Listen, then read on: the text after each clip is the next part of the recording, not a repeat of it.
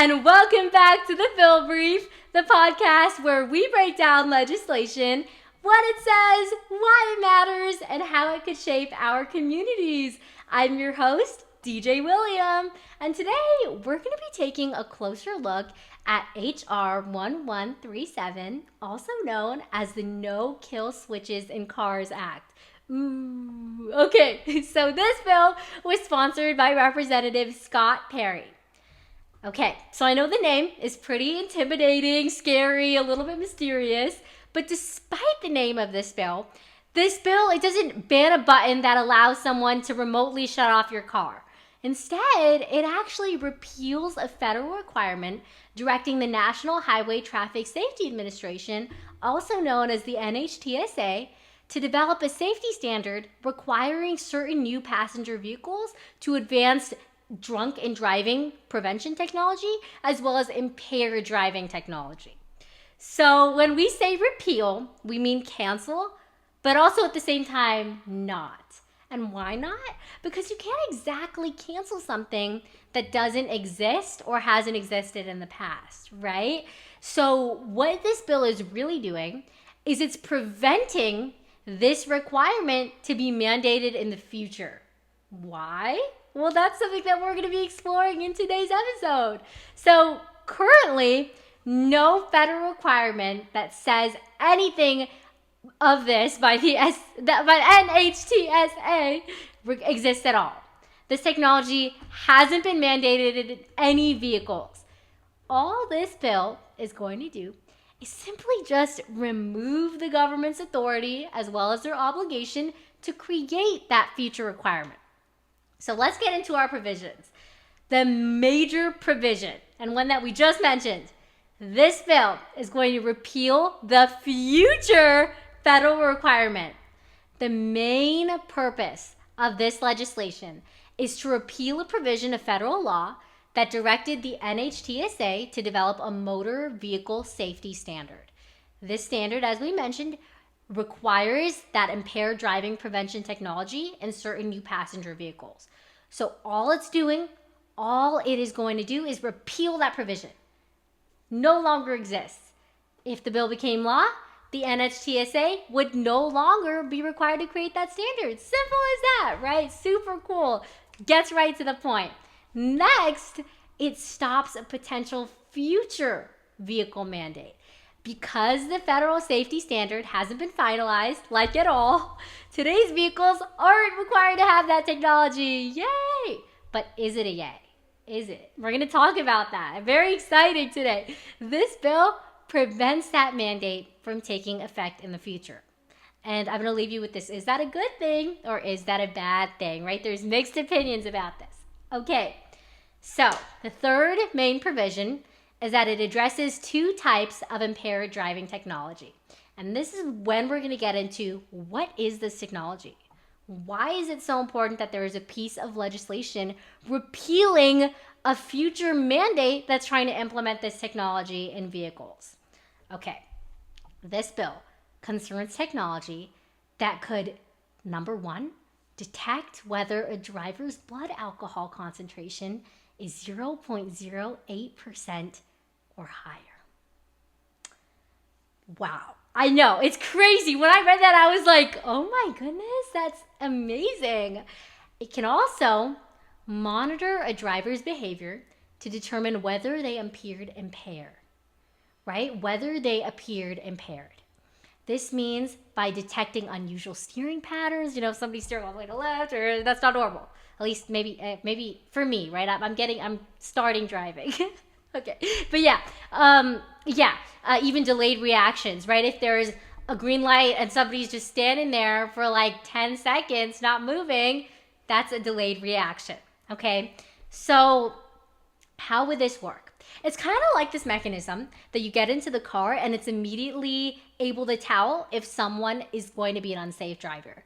I think there's going to be some sort of mechanism. All of the stuff isn't worked out yet, but it's like you will not be able to drive this car if your alcohol concentration is higher than 0.08%. 0.08. As well as while you're driving this car, you're going crazy. it's going to recognize that. Now, this could be a very good thing, like an incredibly good thing, or it could also be a bad thing. So I know you guys are thinking of like, okay, there's definitely pros, but there's also definitely cons. So very interesting. And we're going to talk about that and the counter arguments as well. Okay, that leaves us with our last major provision of this legislation. It leaves decisions to the manufacturers. The bill does not prohibit automakers from developing this technology or offering this impaired driving technology voluntarily, but it prevents the federal government from requiring all manufacturers to install it. So basically, it's not saying, okay, we're never going to see this technology like ever, ever, ever. It's saying we're not going to have every single car manufacturer put it into their car or into their vehicle, right? So this is really important. And it also got me thinking, like, maybe it would be a little bit interesting for cars. I was thinking more about buses, things like that. But there's a lot to think about here, and how would this work? Would it be safe? What if, it recognizes you steering and then it stops the car right in the middle of the road? Like, how's that going to work, right? So it definitely is very ambiguous and a lot to ponder. Okay, but let's get into the positive implications and effects of this legislation. And remember, this legislation isn't putting this in place. It is saying that we are not going to, even I'm like getting jumbled with my words, we are not going to mandate this in the future for all car manufacturers. Yes. Okay. Number one, it protects our driver freedom. A lot of supporters, right? They argue that drivers, not their vehicles, should remain in control of whether a car starts or operates. It should be the person, not the vehicle. I slightly disagree, right? Because if you have a high alcohol concentration, you aren't able to decide because you're very out of it. You're not thinking clearly. So at that point, it is better to be up to the vehicle instead of up to you. But say if it's a regular human that's just tired, they're exhausted, they're like, ugh. And they steer a little bit to the left, and then the car's like, stop driving. I would be like, oh my gosh, stop, right? I get tired all the time, okay? So I feel like that would happen to me. And if it went to the very extreme of like, somebody's driving to work or to school in the morning, and they're a little bit tired, and the car's like screaming at them to stop driving, that'd be a little bit scary. And definitely unnecessary. And then you have to tell your boss this long explanation of why you were late to work because your car was screaming at you because you were just a little bit tired. Okay, I know I went off on a tangent there, but as you can see, it can be really good, or it could go to the extreme, like to the very extreme. Okay, so our supporters of this legislation, they believe that safety decisions should be made by individuals and law enforcement rather than automated systems. I don't necessarily agree with the individuals part, but I do agree with the law enforcement. The only thing is you could spare an accident. You know what I mean? Like, because when you're a drunk driver and you're pulling out of, I don't know, like a garage or maybe even a bar, like a cop isn't going to be there at that exact moment to not let you drive the car. They're going to be there if they know or they notice that you're driving weird. Or if all of a sudden, something scary happens, if you get into an accident, if it gets really bad, and this mechanism prevents that from happening. It doesn't even let you drive your car. I still don't know how that would work, but the concept of it is very interesting and very cool. So I have definitely lots of mixed feelings and thoughts on this whole matter. Okay, second positive implication, it protects privacy. Advanced monitoring technology may collect a lot of information, right? Personal information like your driving behavior, your vehicle performance, maybe even the responses, right? The driver responses. Now, some people worry that if you were to require these systems, they have to be in place, right? That raises questions about who owns that data. Someone finding out all this information about me and secretly sending it to everyone in the world, right? The scary things, how it's stored. And could it be accessed by third parties? We don't know where this information is going to go, right? Could it go to the cops? Ooh, very scary. Very scary. So I think the main issue not with this bill, but with this requirement is, okay, first of all, how extreme are the technologies? How are they going to work?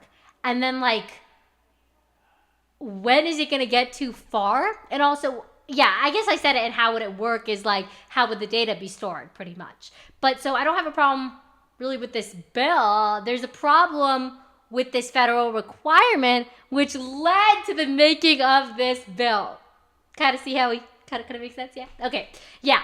Also, third big positive implication, it prevents false positives. This is something that I was worried about as well, and I think I brought it up. No technology is perfect, although I think we're getting very close. Like, AI is amazing, but no technology is absolutely perfect, flawless, right? So supporters of this legislation worry that a system could mistakenly conclude that someone is impaired, maybe because they're fatigued, right? We talked about this earlier. You're just a little bit tired, and then it starts screaming at you and you're late to work. Maybe you're distracted. Maybe you're recovering from an injury. That's why, you're steering a little bit. Maybe your arm was sprained recently. You're driving on rough roads. We've got potholes, okay? We have dangerous roads. So what if the technology mistakes the bad road quality with your driving? Scary. Okay, so a false reading could prevent someone from using their own vehicle, even if they're completely sober. So this is a huge issue because, yeah, it's very scary. It's like, come on, we're human. Humans get tired. Humans get distracted. Humans can injure themselves sometimes. Humans drive on unsafe roads all the time. Does that mean they should not be allowed to drive a car? No. Could this maybe also prevent lots of accidents? Yes. You see where we're going? Yeah, so very interesting. Very, very interesting, actually. Okay, this fourth one is really interesting. It actually would help keep vehicle costs a lot lower with this bill mandate because it adds advanced sensors, cameras, and softwares that could increase. Oh, sorry, wait, I said it wrong. This bill, I keep getting confused with the bill and the federal requirement. The bill doesn't add these costs. But if this federal requirement were put into place, that would add all these advanced sensors, cameras, software. What do we think? We're adding all of these things. That's going to increase manufacturing costs by a ton. Okay? And many people argue that if we were to repeal the mandate, as we're doing with this legislation, that would help reduce future vehicle prices for consumers. So really, really great. Truly, truly amazing. Okay. This bill also encourages consumer choice. Instead of requiring every single vehicle to include this technology, manufacturers could continue deciding whether to offer these features based on consumer demand. So as we mentioned, it's not that we're never going to see this, right? It's just that it's not going to be a mandate for every manufacturer to build this technology into their vehicle. So consumers can request it if there's someone who really wants their technology. Maybe a family member, reaches out because they see another family member struggling with some of the things talked about in this mandate. Then they could reach out and request a car with this technology. And it would be up to consumer preference, consumer choice, instead of being a mandate for every single individual. So pretty great. Very interesting. Okay. We can actually search this up real quick. And I'm sure this isn't going to be completely accurate. I'm just trying to look up, the percentage of drunk drivers recently, or maybe the better term is intoxicated, so sorry. Okay, let's see.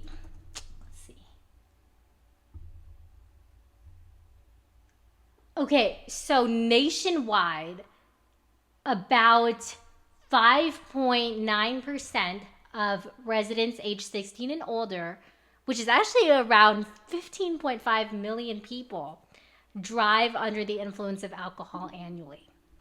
So 5.9%, while it's still a significant amount of people, is a less percentage, right, to make it a mandate for every single person. As we know, it's not only going to be for intoxicated drivers, but still. So I think consumer preference is definitely the best choice. And also, it's like I might be thinking differently if the technology was confirmed, right? If I knew it would be accurate. But knowing that there's possible issues, it could lead to more harm than good. That's what's getting me thinking a little bit this way, Okay. But I do like the consumer choice option. It's very interesting. Okay. Counter arguments. And I think this is actually going to be what we close with today. We are getting very detailed into everything, but that's the best part about these bills, right? They're super interesting, like amazing. Okay. What was I saying? Yeah, the counter arguments and concerns. Okay. Number 1, counter argument. Fewer tools to prevent drunk driving. As we know, every year, thousands of people are killed in crashes involving impaired drivers. Now, critics of this bill argue that the technology could be capable of stopping an intoxicated driver before they begin driving, and that could reduce those fatalities. So this is something that we talked about a little bit in the beginning. And I know it could lead to less accidents, but it's also like, I don't even know. You know what? I wish I knew exactly how the technology could work, because if you could do this thing, it could actually be life-changing. But there's a reason this bill was put into place. There's a reason that it was that it's trying to repeal this future federal mandate. And that reason isn't nothing, right? So maybe the technology is inaccurate. Maybe it's going to do more harm than good. We talked about not letting somebody who's like barely closing their eyes not drive their car. But if it could save lives, that's really great. But it's also getting me thinking, is this the only way? I'm sure there's other options. Nothing's coming to my head like right this second. Oh, wait, did I unplug it? Can everybody hear me? Wait, what happened? Okay. Oh, I was like, oh my gosh, I like slammed down. Wait, hopefully, let's figure this out. Okay.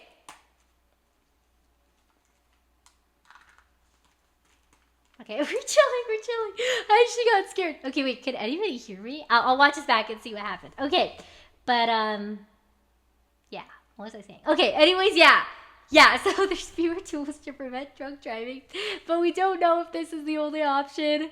There could be other options in the future instead of like a technological mandate. And especially, I don't think mandating it for every single vehicle is correct, but could also prevent accidents. So this is definitely a valid concern and a valid counter argument. All right. Okay, and we're only going to touch on one more counter argument for today. And that is public safety versus individual freedom. So piggybacking off of that last one, this bill is highlighting an ongoing debate. Okay, it's saying, should the government prioritize public safety by requiring this new safety technology, or should drivers have more freedom to decide what they want? So, as we can see, a lot of these counter arguments are stemming from the same idea, and it makes sense. It's a very, very valid argument. Unfortunately, it's hard to pick one, especially with not knowing enough about that federal mandate and not knowing exactly how the technology would work. So, but they're all, that's why, I'm not picking a certain side. I'm very, iffy on this whole piece of legislation. Very iffy. Okay, but that is actually going to be the end for today. At the core of this bill, the No Kill Switches in Cars Act asks a very important policy question. Should the federal government require technology that can prevent someone from driving if the system believes that they are impaired? Supporters say that having a requirement like this raises concerns about privacy, cost, government authority, and the possibility of maybe some technological errors. Critics, on the other hand, say that if this technology is effective, maybe it could prevent impaired driving crashes and save lives. So the debate ultimately centers on balancing public safety, personal freedom, and the role of government in regulating new vehicle technology. So a very interesting bill that we talked about today. And I hope everybody enjoyed today's episode, and I will see you for the next one.